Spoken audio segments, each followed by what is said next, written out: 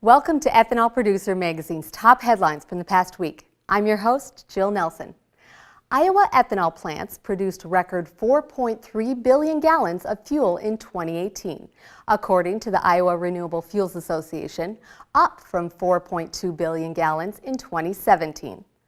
While production set a new record last year, the IRFA noted that the 2018 production level still lagged below the 4.5 billion gallon nameplate capacity of the state's ethanol producers.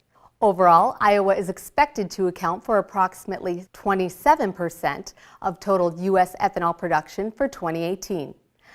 IRFA Executive Director Monty Shaw primarily attributed last year's increased production level to record exports, as ethanol has become the octane additive of choice around the globe.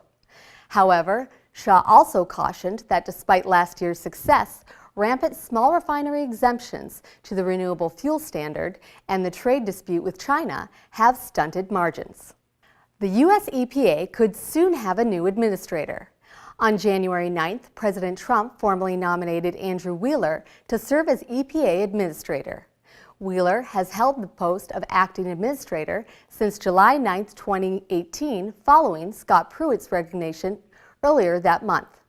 Wheeler's nomination must now be approved by the U.S. Senate. However, it is currently unclear when the Senate might address his nomination.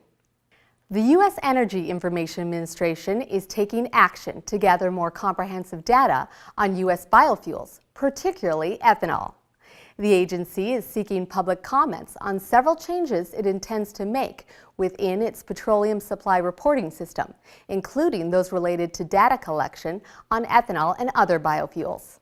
One change proposed by the EIA would require the unit of measurement to be changed on several data collection forms from thousands of barrels to barrels.